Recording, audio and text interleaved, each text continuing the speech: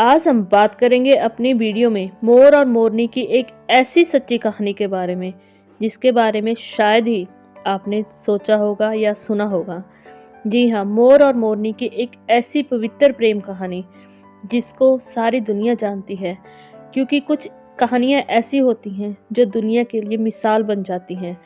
और एक ऐसी ही प्रेरणादायक कहानी के बारे में हम सुनेंगे। मान्यता है कि अगर इस कहानी को सुने तो घर में कलह क्लेश नहीं होता और हमेशा ही माता रानी की कृपा बनी रहती है और माँ का आशीर्वाद आपके सर पर हमेशा ही रहता है। आप सबका स्वागत है आपके अपने ही चैनल मोरल शक्ति में। आज हम अपनी वीडियो में बात करेंगे मोर और मोरनी की कहानी के बारे में। एक समय की बात है, एक मंदिर में एक कन्या रोज पूजा करने जाती थी और माँ को बहुत ही दिल से पूजा करती, भक्ति करती और अपना सर्वस्त्र माता के चरणों में सौंप चुकी थी।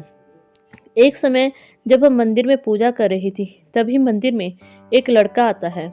उस लड़की की सुंदरता को देखकर उस पर मोहित हो जाता है और जैसे ही मोहित होता है, उसके मन में इच्छा जागती है कि माँ, अगर आप इस लड़की के साथ मेरी शादी करवा दो तो मैं आपका एहसान कभी नहीं भूलूंगा। मुझे लगता है यह लड़की आपका ही स्वरूप है, इस लड़की में आपका ही साया है। मेरे मन में एक ऐसी लड़की की इच्छा थी जो आपकी तरह हो, जिसमें आपका हर गुण हो। लड़के ने मन में इच्छा जताई, हे माता रानी, अगर आपने मेरी इस इच्छा को पूरा कर दिया और इस लड़की के साथ मेरी शादी कर दी तो मैं आपके मंदिर में आऊँगा और आपके मंदिर में शादी के बाद जोड़े के साथ आऊँगा और आपके चरणों में अपना सिर दूंगा। मैं अपने सिर की बलि आपके चरणों में दूंगा। यह बात करते ही लड़का वहां से चला जाता है। जैसे ही कुछ समय बीतता है, माता रानी की दया से उस लड़के की प्रार्थना स्वीकार हो जाती है। माँ उसकी इच्छा पूरी कर देती है और उसकी शादी उसी लड़की के साथ हो जाती है जिस लड़की को लेकर उसके मन में शादी के लिए भाव उत्पन्न हुआ था। बस फिर क्या था, दोनों की शादी बहुत ही धूमधाम के साथ हो जाती है। पूरी दुनिया के सामने रस्मों रिवाज के साथ दोनों विवाह के बंधन में बंध जाते हैं। लेकिन जैसे जैसे समय बीतता जाता है, लड़का अपने मन में जो इच्छा माता रानी के सामने रखी थी उसको भूलता जाता है। लड़के को यह याद नहीं रहता कि उसने माता रानी के चरणों में अपना सर चढ़ाने की विनती की थी। माँ भी गांव की औरतों को भेजकर उसको याद करवाने की कोशिश करती हैं। जैसे ही गांव की औरतें उनके घर जाती हैं और किसी न किसी बात का इशारा कर कर लड़के को समझाने की कोशिश करती हैं, तो लड़के को याद आता है कि उसने तो माता रानी के चरणों में यह विनती की थी कि माँ, जैसे ही इस लड़की के साथ मेरी शादी होगी, मैं आपके मंदिर में आकर अपना सर चढ़ाऊंगा। बस जैसे ही याद आती है, लड़का अपनी पत्नी को लेकर और साले को लेकर माता रानी के मंदिर की ओर चला जाता है। जैसे ही मंदिर में पहुंचता है, उसके मन में इच्छा आती है कि कहीं अपनी पत्नी और साले को लेकर अंदर जाऊंगा तो हो सकता है माता रानी के चरणों में अपना सर ना चढ़ा पाऊं या यह मुझे रोक ले। वो उन दोनों को कहता है, तुम यहीं रुको, मैं माँ के दर्शन करके आता हूँ। जैसे ही अंदर जाता है माता रानी के दर्शन करने के लिए, माँ से प्रार्थना करता है, माँ, मैं भूल गया था, आप मुझे माफ़ कर दो।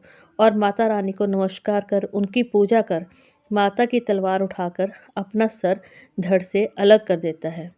काफ़ी समय बीत जाने के बाद जब वो बाहर नहीं आता तो उसकी पत्नी को आशंका होती है।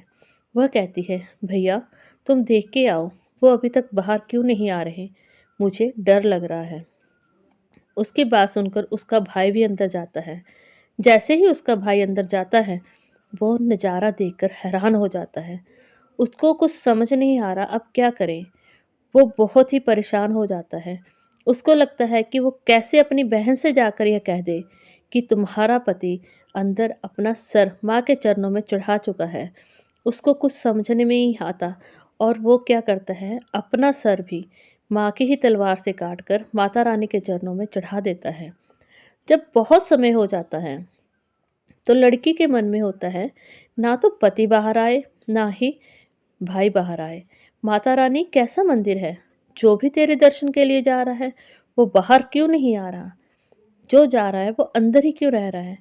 और जैसे ही उसकी नज़र अचानक से खून पर पड़ी तो वो बहुत ज़्यादा हैरान हो गई। हे माँ, ये तेरी क्या लीला है? जो अंदर जा रहा है वो बाहर नहीं आ रहा। ना तो पति बाहर आए, ना भाई बाहर आए। लेकिन माँ, ये खून की धारा बाहर कैसे आ रही है? सोचती है, आनन फानन में अंदर चली जाती है। और जैसे ही माँ के मंदिर में जाती है, माँ की मूर्ति को देखकर हैरान हो जाती है। हे माँ, यह तेरी कैसी लीला है? मेरे पति और मेरे भाइयों के शव यहाँ पड़े हैं। अब मैं क्या करूँ? माँ, तुम ही मुझे बताओ, मैं क्या करूँ? इतनी ज़्यादा परेशान हो जाती है और इतनी ज़्यादा रोने भी लगने लगती है कि वो भी तलवार को उठा लेती है।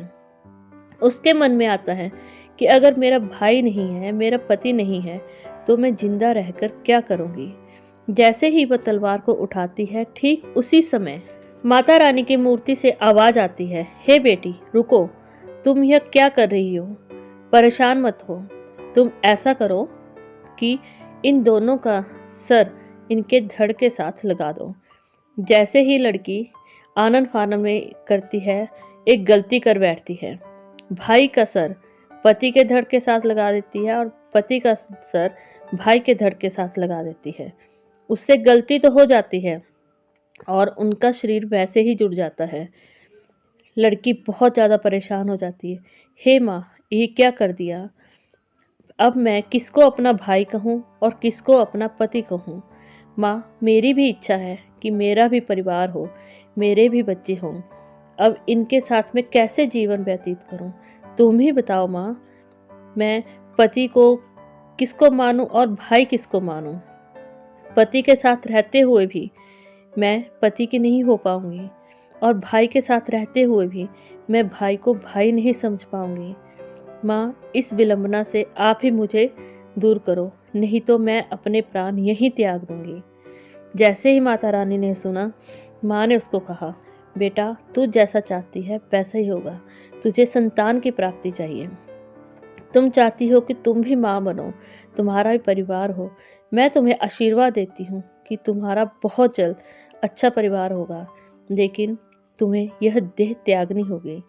और मैं तुम्हें वरदान में एक संतान की सुख की प्राप्ति का आशीर्वाद दे। लड़की माँ के चरणों में गिरकर रोने लगी। हे माँ, एक आप ही हो जो मुझसे हुई इस गलती को दूर कर सकते हो और मेरी चिंता का प्रावधान कर सकते हो।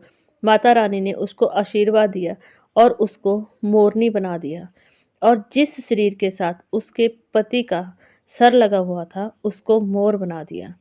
माँ ने कहा, देखो बेटा, अब तुम संतान का सुख प्राप्त कर सकती हो, क्योंकि सिर्फ पूरे विश्व में एक मोर ही है जो ब्रह्मचारी है। उसके जब वो खुशी से नाचता है तो खुशी से उसकी आंखों से आंसू गिरते हैं और उन्हीं आंसुओं को पीकर मोरनी गर्भावित होती है और मोरनी संतान को जन्म दे पाती है। इसीलिए मैं तुम्हें आशीर्वाद देती हूँ कि तुम्हारा धर्म भी नीचा नहीं होगा और तुम संतान की सुख भी भोग पाओगे।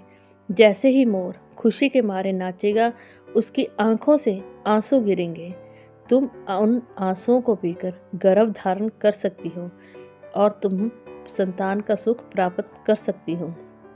माता रानी ने आशीर्वाद दिया, दोनों को मोर और मोरनी बना दिया और साथ में ही जिस धड़ के साथ उसके भाई का सर लगा हुआ था, उस शरीर को माता रानी ने कबूतर बना दिया।